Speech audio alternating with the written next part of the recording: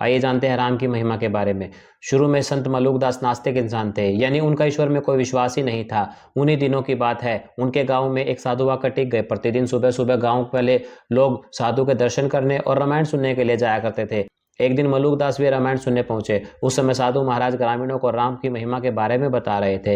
राम दुनिया के सबसे बड़े दाता है। वे भूखों को अन्न, नंगों को वस्त्र, आश्रयहीनों को आश्रय देते हैं। उसकी बात मलुकदास के पल्ले नहीं पड़ी। उन्होंने तर्क पेश किया, क्षमा करे महात्मन, यदि मैं चुपचाप बैठकर राम का नाम लूं, काम नहीं करूं, तब भी क्या राम भोजन देंगे? अवश्य देंगे। साधु ने विश्वास दिलाया।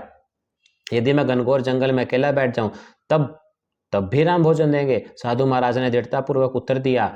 अब बात मलुकदास को लग गई। पहुंच गए जंगल में, एक घने पेड़ के ऊपर चढ़कर बैठ गए। चारों तरफ ऊंचे ऊंचे पेड़ थे, कटीली झाड़ियां थी, जंगल दूर दूर तक फैला हुआ था।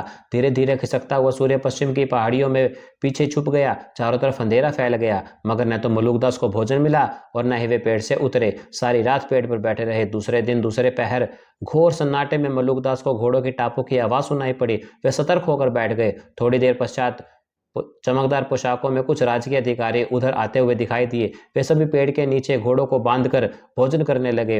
तभी अचानक एक शेर की भयंकर दहाड़ सुनाई दी। दहाड़ को सुनकर घोड़े बिदक कर भाग गए। अधिकारियों ने पहले तो स्तब्ध होकर एक दूसरे को देखा, फिर भोजन छोड़कर वे भी भाग गए। मलुकदास पेड़ से यह सब कुछ देख रहा था और वह भी शेर की प्रतीक्षा कर रहा था, मगर दहाड़ कर कर शेर वहां से दूसरी तरफ चला गया। मलुकदास को लगा राम ने उसकी सुन ली है, अन्यथा इस घोर जंगल में भोजन उसके पास कैसे पहुंचता। मगर मलुकदास तो मलुकदास ठहरे। उतरकर भला भोजन क्यों करने लगे।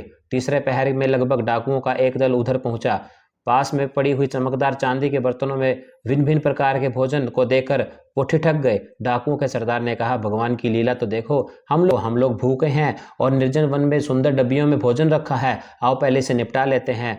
मगर डाकू तो स्वभाव से शकी होते हैं।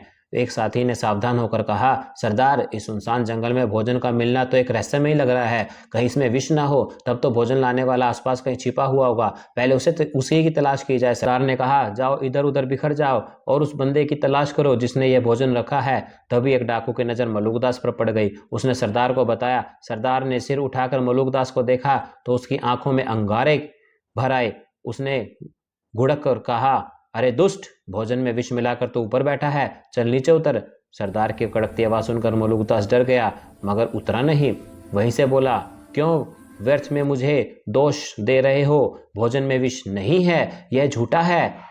सरदार ने एक साथी ने कहा, पहले पेड़ पर चढ़कर उसे भोजन कराओ, सच झूठ का पता अभी चल जाएगा। इतने में 3-4 डाकू भोजन का डब्बा उठाकर पेड़ पर चढ़ गए और चूरा दिखाकर मलुकदास को खाने के लिए विवश कर दिया। मलुकदास ने भोजन कर लिया, फिर नीचे उतरकर डाकू को पूरा किस्सा सुनाया। डाकुओं ने उसे छोड़ दिया और इस घटना के बाद वे पक्के भगवान के भगत बन गए। गांव पहुंचकर मलुकदास ने सर्वप्रथम इस दोहे की रचना की और जो आज भी प्रसिद्ध है, अजगर करे न चाकरी, पंछी करे न काम, दास मलुक का कह गए सबके दाता राम। जय श्री राम।